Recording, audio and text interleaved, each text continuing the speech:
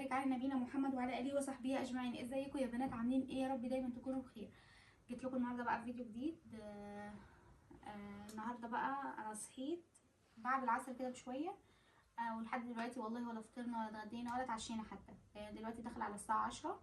فقمت بقى قلت اعمل فطار على غدا على عشاء، يعني اعمل وجبه واحده معاكم. جبت بقى البطاطس اهي اقشرها. انا مطلعه لحمه من امبارح، هنشوف هنعملها ايه، بس قلت هحمر جنبيها بقى بطاطس، نعمل شويه سلطه كده حلوين. المهم انتوا عاملين ايه؟ يا رب تكونوا بخير.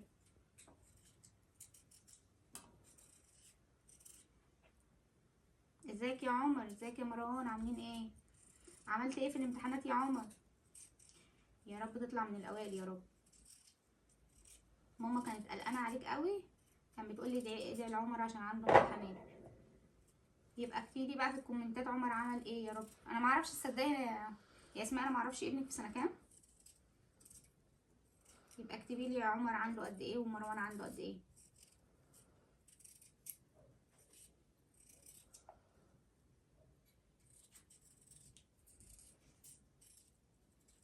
الجو ساقع يا بنات والشتا مكسلانا.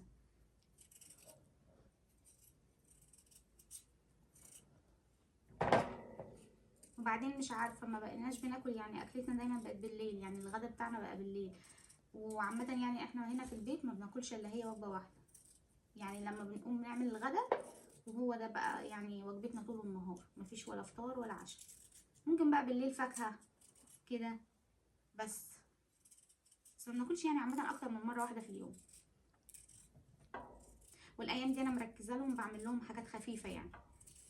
بقالي مده ما بعملش، يعني كام يوم يعني ما بعملش طبيخ وكده. المعده ما بقتش مستحمله حاجه.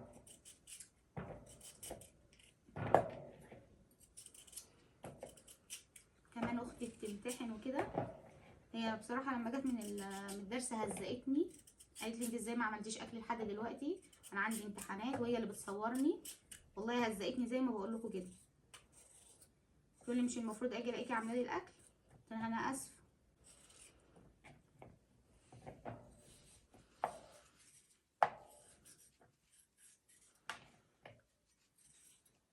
قلت ابتدي بالبطاطس واحضر حاجه السلطه.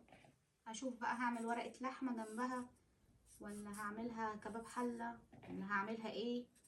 المهم ان انا يعني هعمل اللحمه، هعملها بطريقه خفيفه كده وحلوه في نفس الوقت، تكون طعمها حلو، ولا نطبخ بقى ولا اي حاجه.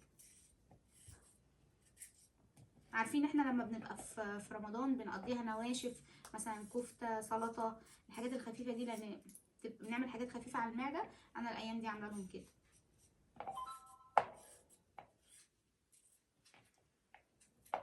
الاكل بدأ اصلا يزهق يعني، حيره. ادينا بناخد من بعض افكار اهو يا بنات. خلاص انا بقى قطعت البطاطس اهي، خلصتها. بصوا يا بنات، انا دخلت المطبخ، بس قبل ما ادخل هوريكم حاجه انا جبتها. يعني هي كانت ناقصه في الثلاجه بصراحه الخيار، لان دايما انتوا عارفين انا بعمل سلطه وباكله كده ساعات.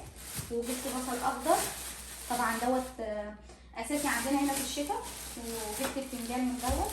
جبت 3 وحدات باين دولت كيلو، بس 3 كبار يعني.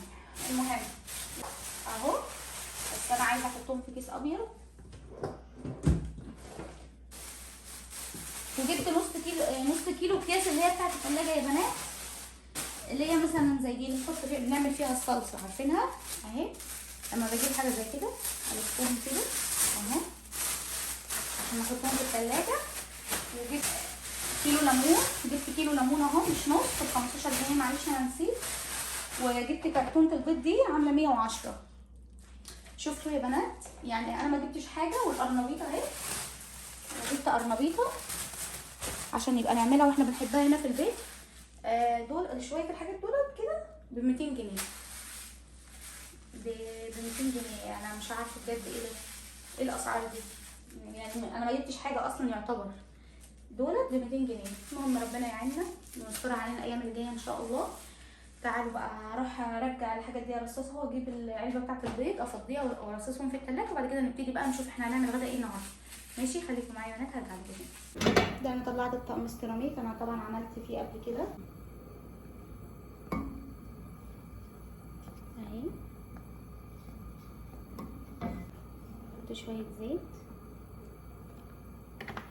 بصوا يا بنات معايا كميه لحمه انا غسلاها ومقطعاها مكعبات اهي.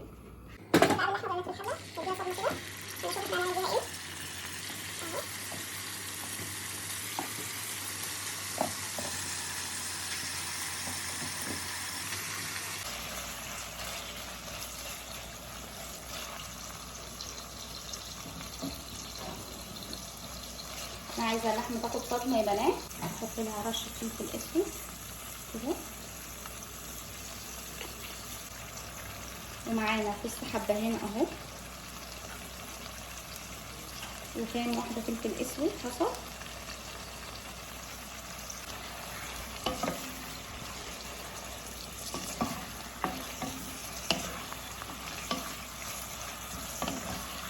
انا عايزاها كمان تاخد صدمه وتاخد لون كمان.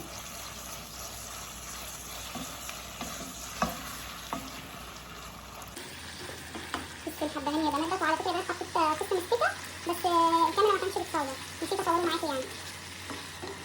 كنت فاكره ان انا بدخل الكاميرا بس الحته دي مش صورت. حطيت فص مستكه معاها واحده بس فص حبهان. دول بصلتين يا بنات متوسطين، وقرن فلفل رومي اللي هو بتاع المحشي، وواحد فلفل حراق يعني سبايسي اهو.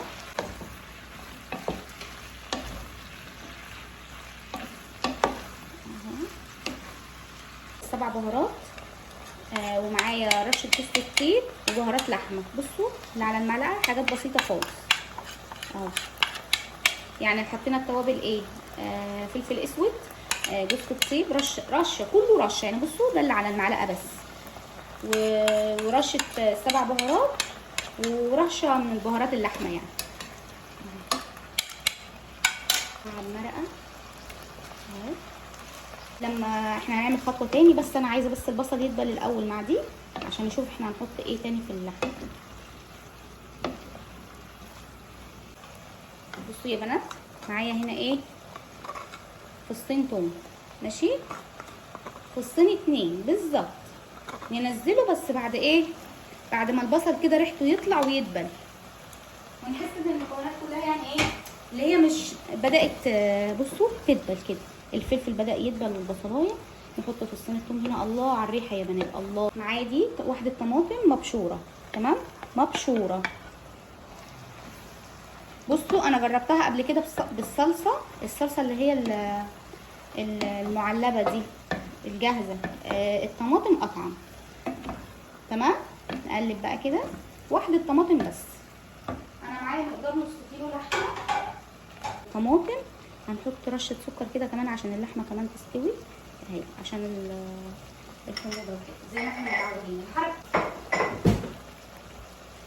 انا حطيت مكعب مرقه، ما حطيتش يا بنات ملح.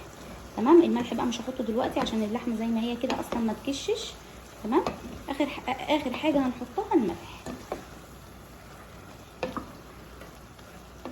اهو، بس بالكزبره كده حاجه خفيفه.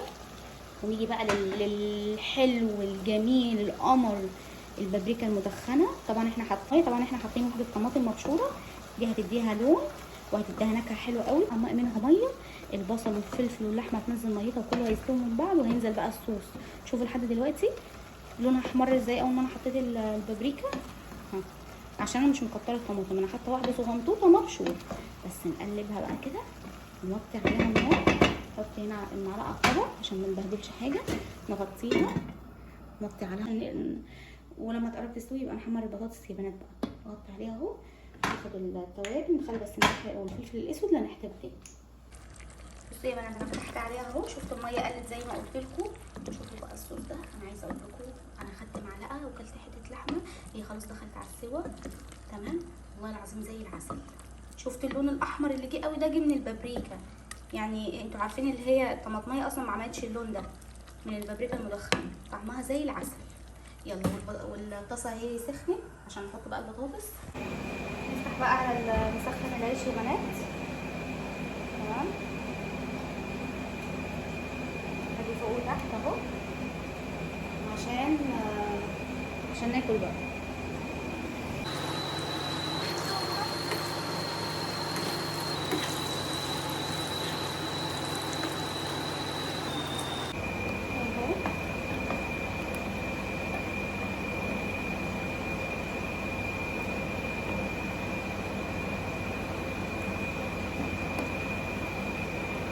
جبت طبق يا بنات وحطيت عليه مناديل اهو عشان اطلع البطاطس.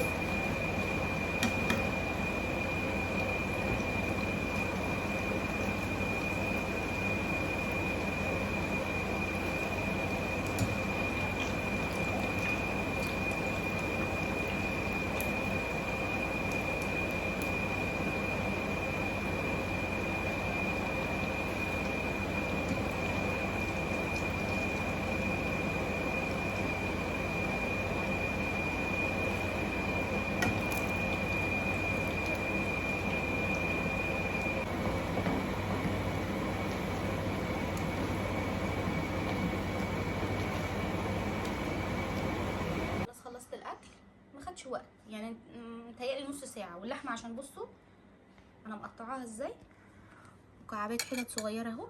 واشوف الصوص هي مش غرقانه، اللي هي الميه بتبقى كتيره، لا انا اديت لها صدمه ووطيت عليها نار علشان كل ما تنزل ميه ترجع تشربها تاني يعني تستوي فيها. وعملت عصير اناناس انا كنت مشترياه، فقلت ايه طبعا هو مش ساقع، بس مش معنى يعني ان الشتا جت ان احنا مش هنشرب عصير. قلت اعمل جنب الاكل، واحنا بصراحه بنحب نشرب عصير جنب الاكل اهو. وظبط السكر بتاعه كتير وكنت جايبه في الطلبات اللي انا اشتريتها النهارده، جبت جرجير اهو عشان انا بدخل الحاجات الخضراء اساسي في الاكل. وسخنت العيش في التوستر وحمرت البطاطس. بصوا رشه الملح اللي انا بحطها قبل بتديها طعم حلو وبحسها مقرمشه كده يعني مش شاربه زيت، ومطلعاها على مناديل مطبخ. ناكل بقى. وانا والله انا مش عارفه، انا بقالي كام يوم يعني يا بنات مش عايزه اكل اي اكل تقيل، ولا انا ولا اللي في البيت مش عارفين، ما اتخنقنا من الطبيخ. الله الله فيها الشطه دي والله العظيم جميله، جربوها يا بنات. سهله على فكره خالص، ما فيهاش اي افتكاسات. انا حتى يعني انا بقيت كل يوم مش عارفه اعمل اكل ايه بكره، والله بقيت زهقانه. وفي نفس الوقت الميزانيه ما بقتش تسمح ان احنا نجيب اكل من بره، الدنيا بقت غاليه. وكمان انا قلت اعمل الاكل دوت عشان ايه، احنا دلوقتي بالليل وخفيفه، مش مكتره الزيت ولا السمنه في اللحمه، عشان يعني ايه برضو لما ننام. بس انا ممكن كمان شويه يعني اطلع ساعه كده ولا حاجه ارتاح واطلع على المشايه بتاعتي ساعه. طبعا انا باكل لسه ما قفلتش لان ماما بتصلي، قلت يعني اتكلم معاكي شويه قبل ما تيجي بعدين عشان الاكل هيبرد يعني. بس هي عربت خلاص بتخلص اهي.